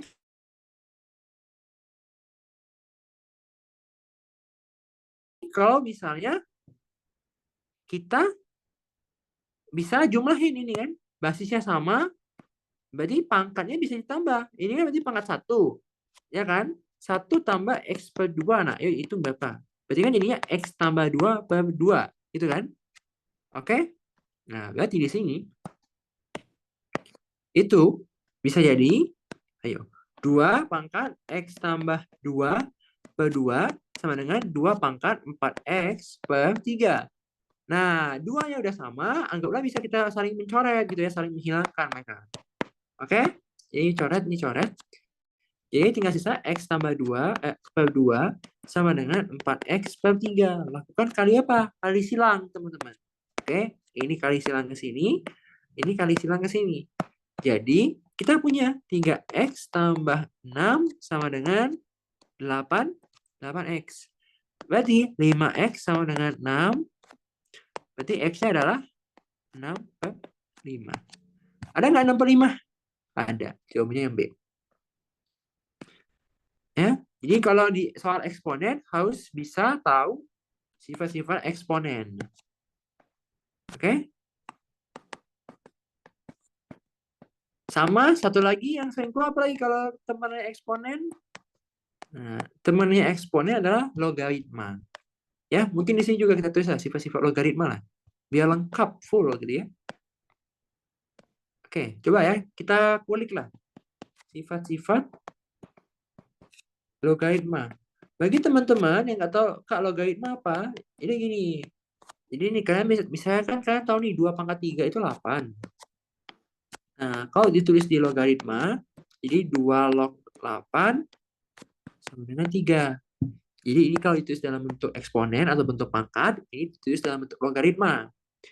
Gitu ya. Oke? Jadi kita bisa bilang lah ya, ini dia adalah basis. Oke? Ini adalah hasil. Nah, 3 itu yang bentar.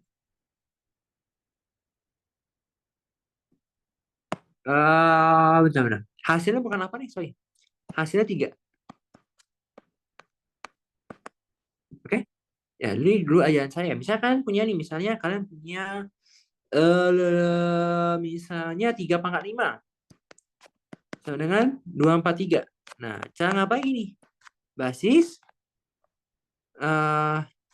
enggak, misalkan ini deh. Misalkan kalian punya nih 3 log 243. Oke? Terus kalian bingung. Kak, hasilnya berapa ya? Aku nggak bisa logaritma. Tenang, yang penting kalian bisa pangkat. Ya? Gimana ngubahnya?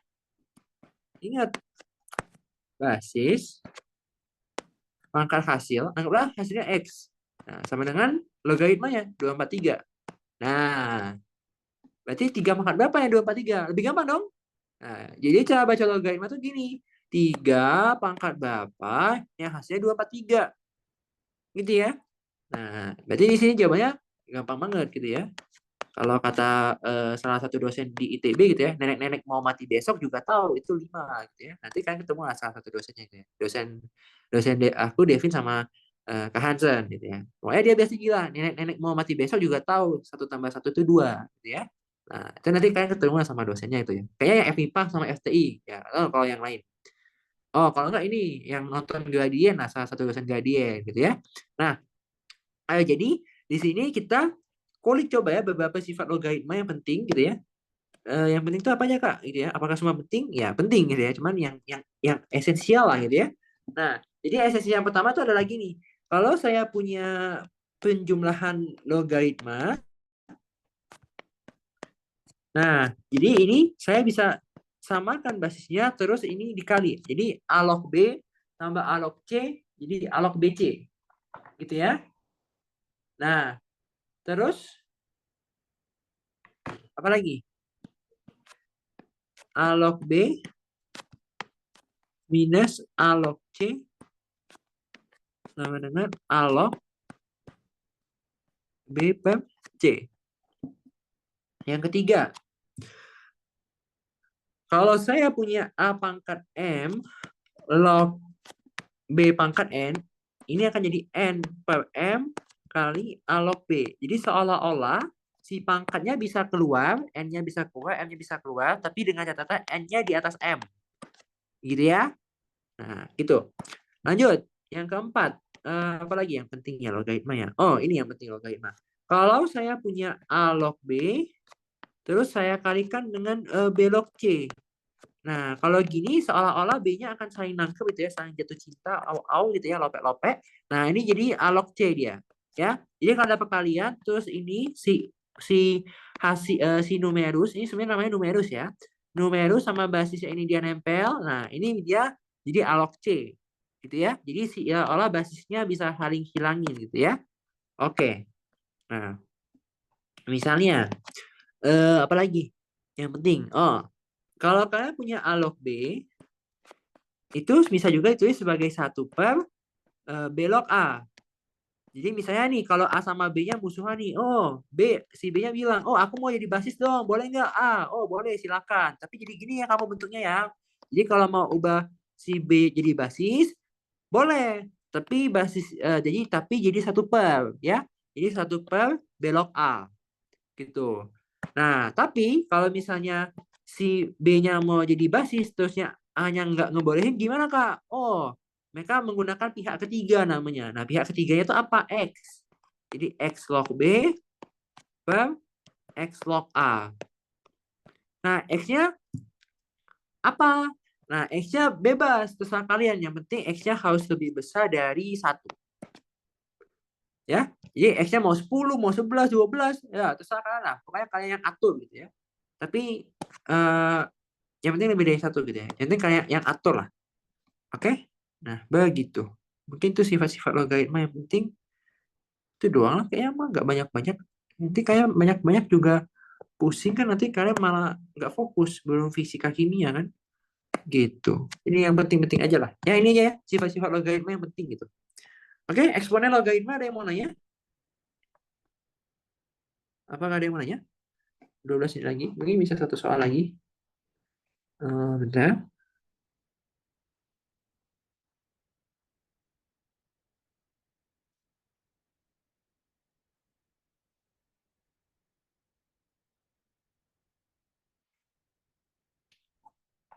Oke, ada ya. Ini nomor 8. Nomor 8 soalnya apa sih? Oh, di belakangnya nomor 8 ya. Jika fungsi f bla bla bla bla bla, maka dari oh ya ini gampang lah. Mungkin yang nggak kejawab nomor 10 kayaknya.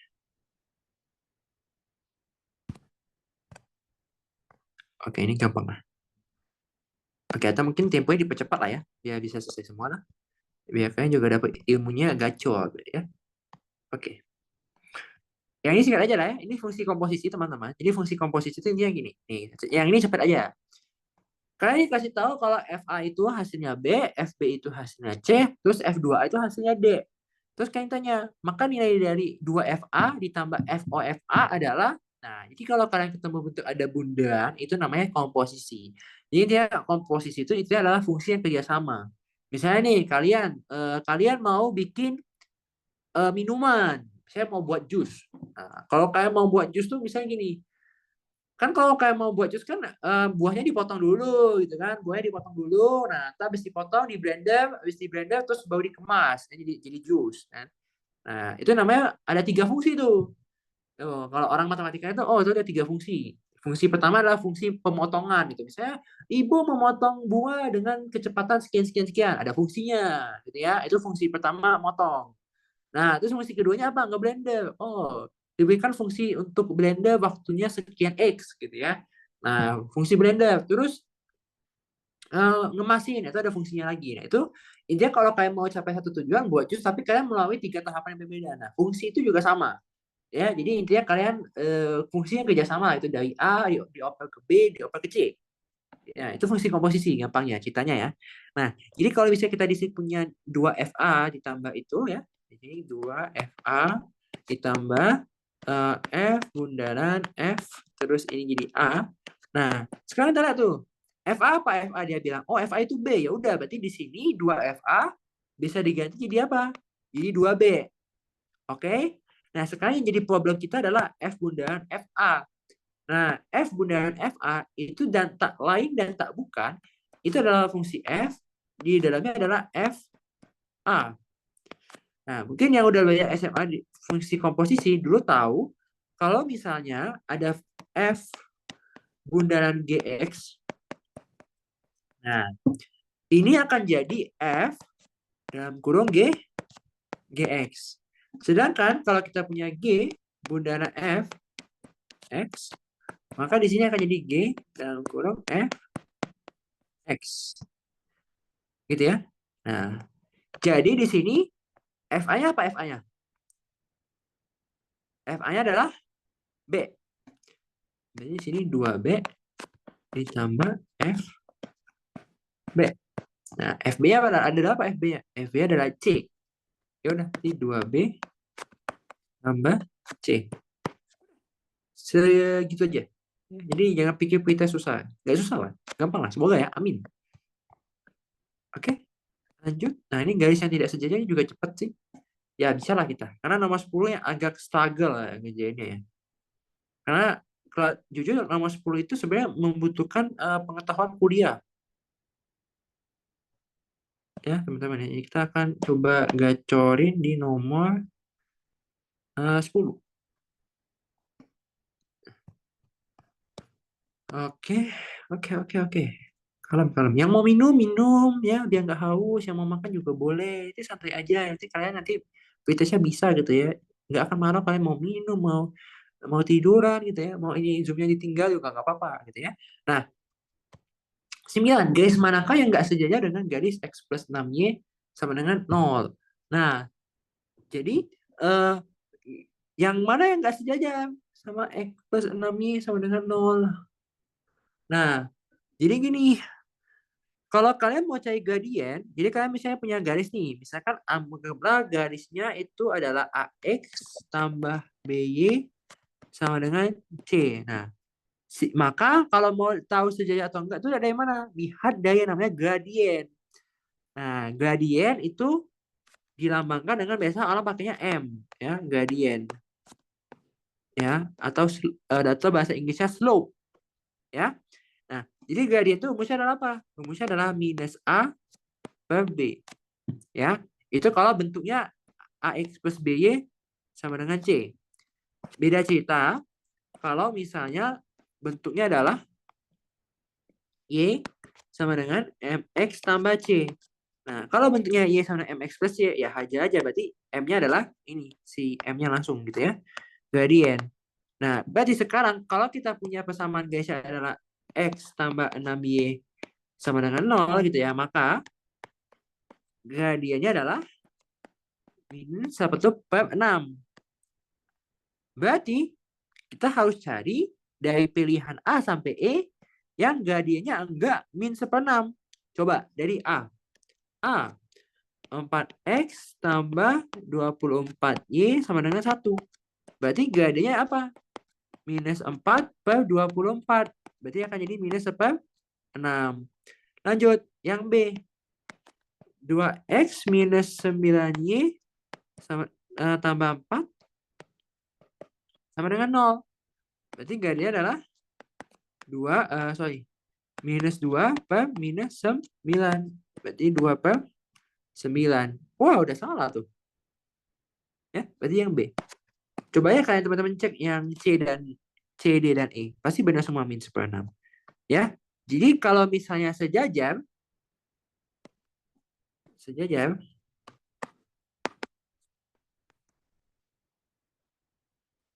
itu gradiennya sama.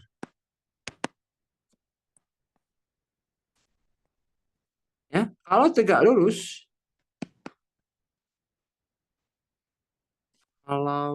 lurus, nah itu perkalian gradiennya adalah -1.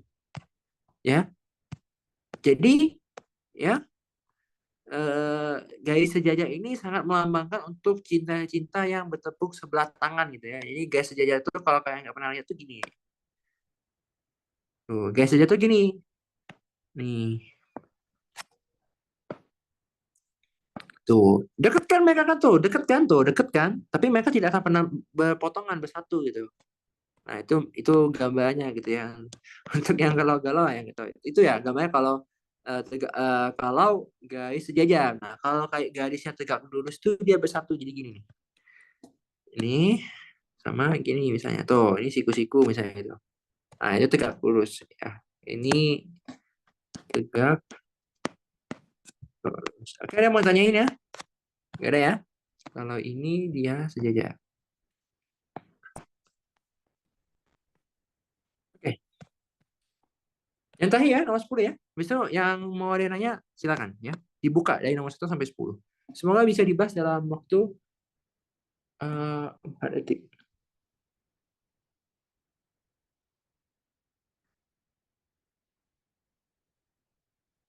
Sebentar.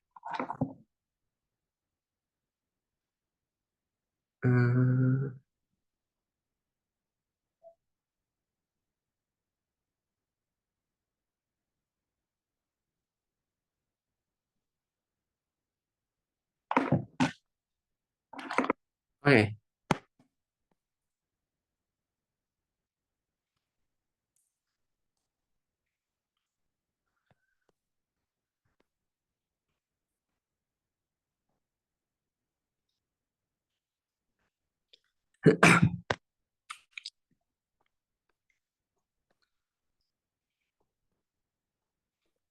Oke. 10. Manakah pernyataan di bawah ini yang salah? Oke. Sebelum saya jelasin, saya akan mau jawab dulu jawaban dari yang C. Kok tahu? Ya udah disiapin soalnya. Jawaban dari yang C.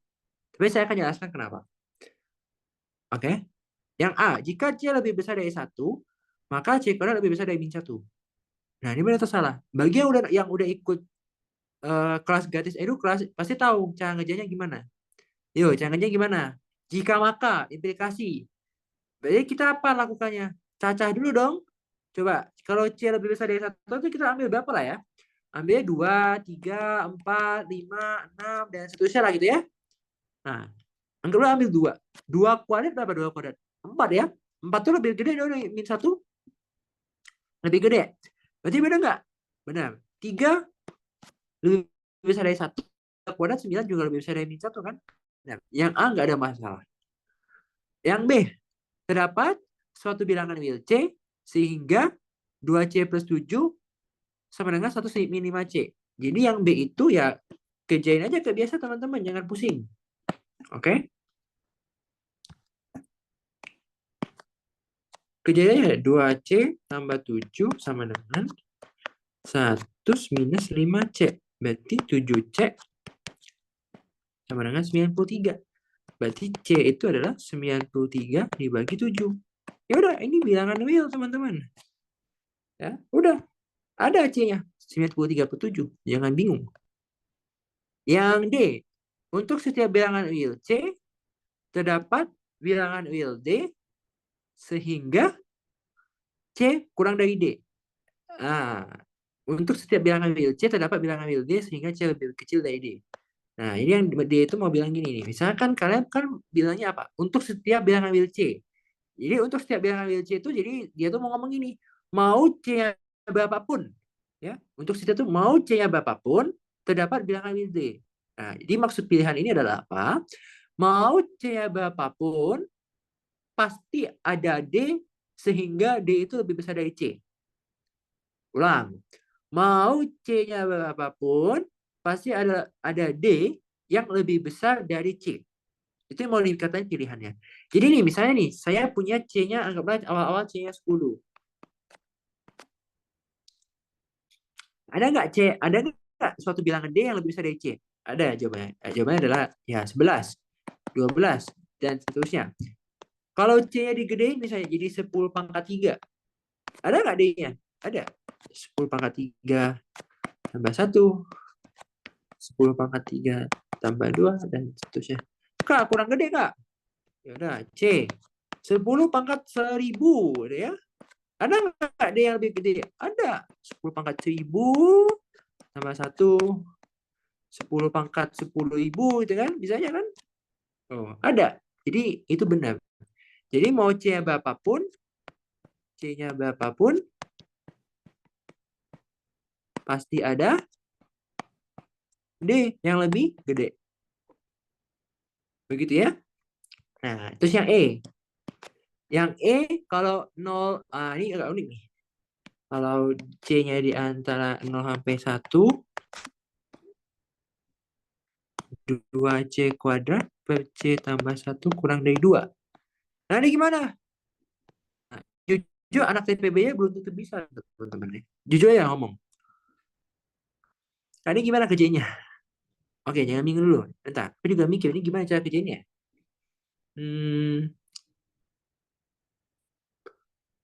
Oke, kalian kan mau berubah ke bentuk gini ya. Oke, deal ya. Ada bentuk 2C kuadrat di situ. Bentar.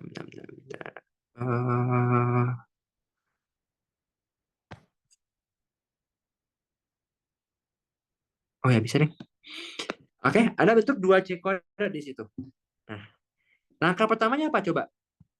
Coba aja kalikan semuanya dengan 2C. Kalau saya kali, ini kan 0, ini C kurang dari 1. Kalikan semuanya sama 2C. Kak, tujuannya apa? Supaya saya ketemu bentuk 2C kuadrat. Kebayang? Jadi ini berarti 0 lebih kecil dari 2C kuadrat, lebih kecil dari 2C. Oke? Nah, udah mulai mirip nih. Tinggal C plus 1-nya gimana? Ya kan? Oke, nah sekarang aku kasih bayangan gini teman-teman.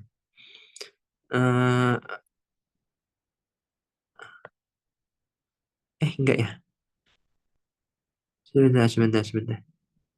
Kalau dibagi C plus 1.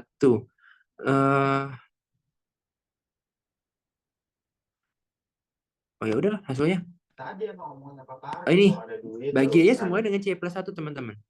Oke, jadi setelah itu bagi semuanya sama C plus 1. Jadi eh ini 0, 2C kuadrat per C tambah 1 kurang dari 2C per C tambah 1. Oke? Udah, nggak ada hasil ya? Wah, ngeblank ini otak. Udah lupa lagi bisa gimana? Udah, ya, yang E nanti lah ya. Sambil mikir siapa tahu ada ilham. Tapi aku mau bahas dulu yang C. Oke? Nah, bahas dulu yang C. Jadi gitu teman-teman yang C. Nah, dia kan yang C ini bilang, untuk setiap bilangan real C berlaku akar C kuadrat sama dengan C. Nah, itu salah teman-teman. Intinya nanti di TPB karena akan diberikan pengetahuan bahwa akar dari X kuadrat itu tidak sama dengan X. Ya, ini pengetahuan yang mungkin Anda diajarkan di SMA ini selama ini salah. Ya, itu bukan, jadi salah. Ya, jadi yang benar adalah akar dari X kuadrat itu adalah mutlak X. Ya, adalah mutlak X. Nah, kenapa demikian? Nah, misalkan kita nggak jarang tuh berjumpa misalnya akar dari minus 5 kuadrat. Dengan nah, minus 5 kuadrat. Boleh nggak kalau aku bilang ini minima? Salah. Tapi kalau aku bilang ini mutlak dari minima, yang hasilnya adalah 5, ya boleh-boleh aja. Jadi sebenarnya akar dari X kuadrat itu adalah mutlak X ya. Ini ya semacam teori lah yang teman-teman harus sedikit ingat gitu. Ya, jadi itu yang salah. Ya saya beri jamin karena di ayahnya kalau di TPB akar dari X kuadrat itu adalah mutlak X ya, begitu. Begitu. Sambil aku mikir yang ini deh lagi sambil mikir yang ini. Oke, ada yang mau tanya dulu nggak? Kecuali yang E ya. Bentar lagi mikir juga nih jelasinnya gimana. Udah lupa. Yang nomor-nomor sebelumnya ada yang mau ditanyain dari nomor 8 dan sebelum-sebelumnya gitu. Sambil aku mikir ini gimana jelasnya.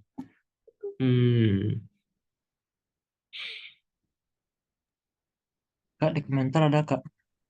Apa? Gimana? Di komentar Kak. Aha.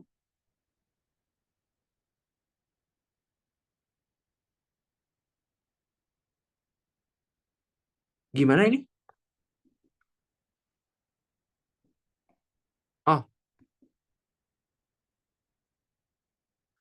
Oh, yang gimana gimana kalau dicobain nilai C-nya berupa angka? Oh, C-nya berupa angka.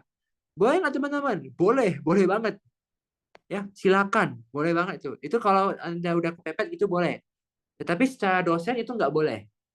Ya, nggak boleh. Tapi kalau kalian mau nyoba angka, boleh. Ya, coba aja angkanya berapa aja. Misalnya kalian coba-coba setengah, sepertiga ya, boleh. Tapi melihat ini, kalau ini tuh jelas teman-teman. Yang membedakan A dengan E, yang A ini jelas. Kalian mau coba itu jelas lah teman-teman. Kalau C-nya positif, masa C kuadratnya negatif kan nggak mungkin ya. Pasti selalu positif juga dong. Ini sebenarnya jelas gitu. Bahkan nggak usah pembuktian. Nah, tapi kalau E ini agak takutnya terselip gitu ya. Jadi kalau mau dicoba eh, satu-satu boleh nggak? Oh boleh banget. Iya silakan. Itu emang cara yang saya ajarkan. Cuman dalam kasus ini saya takutnya tidak bekerja. Karena kan kita terlibat dengan angka-angka yang jelek. C-nya setengah, C-nya sepertiga. Nah itu kalian akan takutnya nanti apa? Terkendala dengan perhitungan. Karena ngitungnya sulit. Gitu ya. Nah makanya ini lagi cari cara. Nanti kayak soalnya gini teman-teman. Tipe soal kayak gini itu nanti kalian akan perlukan bagi yang mau masuk ya matematika gitu ya. Ujian kalkulus yang gini teman-teman. Ya, ujian kalkulus itu sering begini ya teman-teman. Jadi kalian tidak suruh ngitung, tapi kalian disuruh ngebuktiin. Gitu ya. Nah ini butuh pengetahuan ini. Makanya saya lagi mikir ini gimana ya. Gini saya lupa.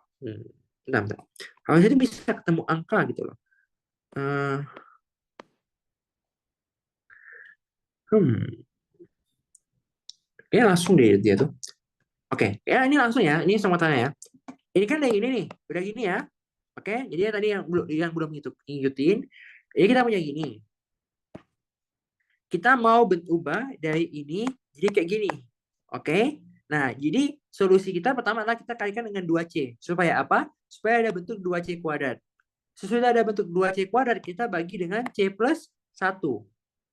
Oke?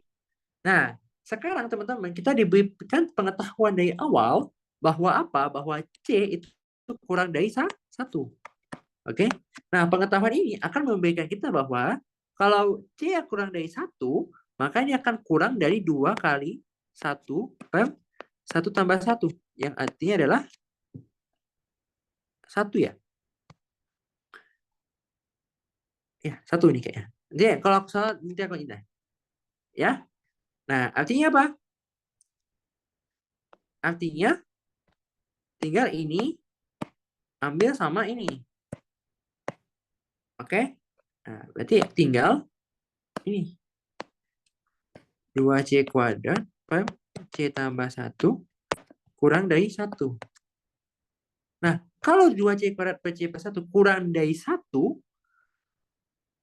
gitu ya. Sekarang pertanyaan gini deh.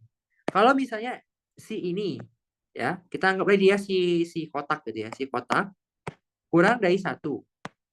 Kalau si kotak kurang dari 1, pasti kurang dari 2 nggak? Pertanyaan.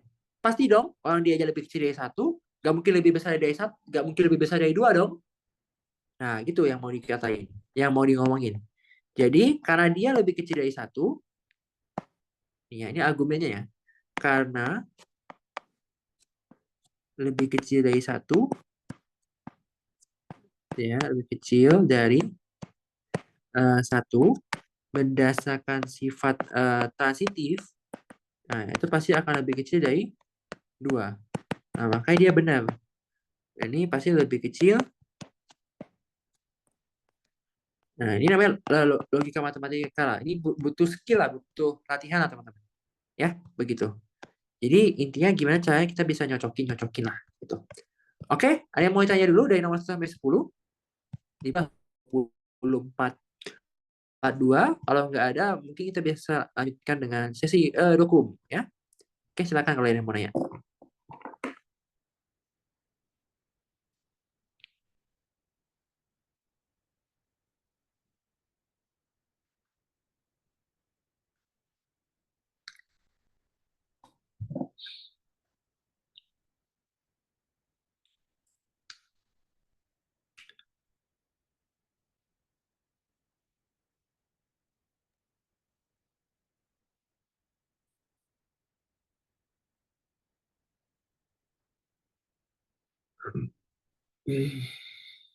Permisi Kak, Ya, mangga.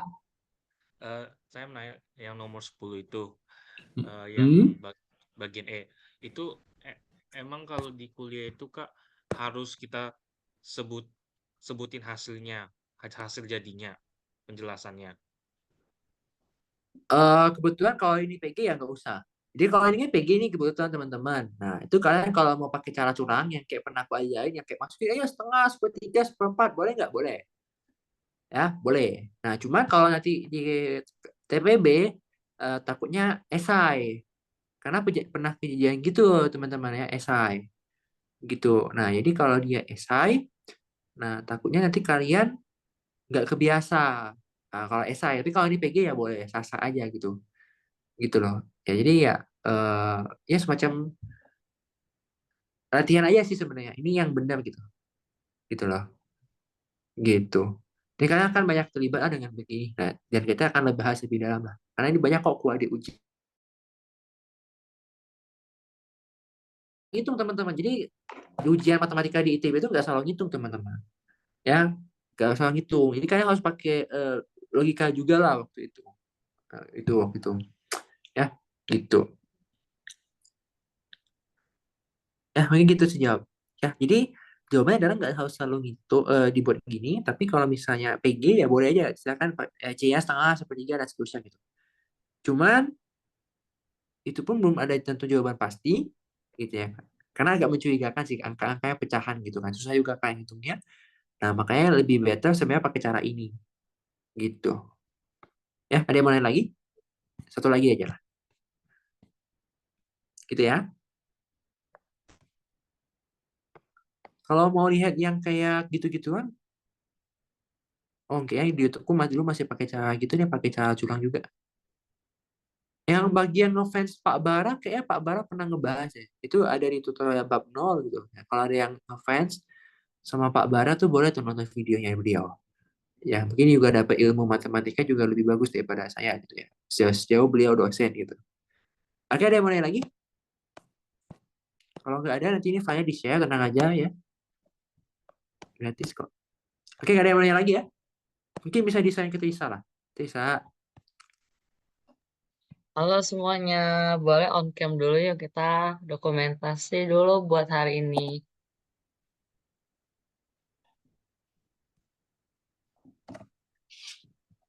Ya on cam ya teman-teman.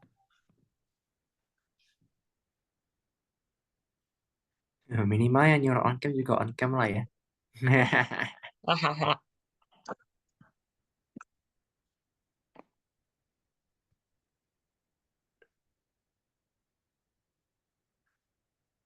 Oh, Kak, kira-kira soal grafik banyak nggak di pretest?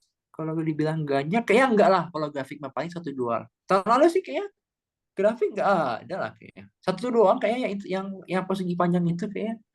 Ya cuma nggak tahu lah saya yang bukan buat soal gitu. Kalau yang saya yang buat soal mah enak gitu. Ya. Oh saya kasih tahu kamu gitu. Udah jual soal udah ini ya. Gitu. Ya makanya kalau dibilang grafik ya intinya belajar aja. Tapi kalau dibilang grafik, kayaknya mungkin jarang gitu ya. Karena mungkin ya namanya ngebuat soal grafik kan juga butuh effort ya. Siapa tahu dosennya malas gitu.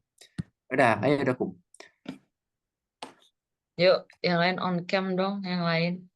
Ini beramaian nih, 70 tadi 90 orang. Disuruh on cam keluar semua ya. Jadi yang masih ada boleh on cam ya. Oke, kita mulai dari slide pertama aja. Senyum, satu, dua, tiga. Sebentar, aku cek dulu.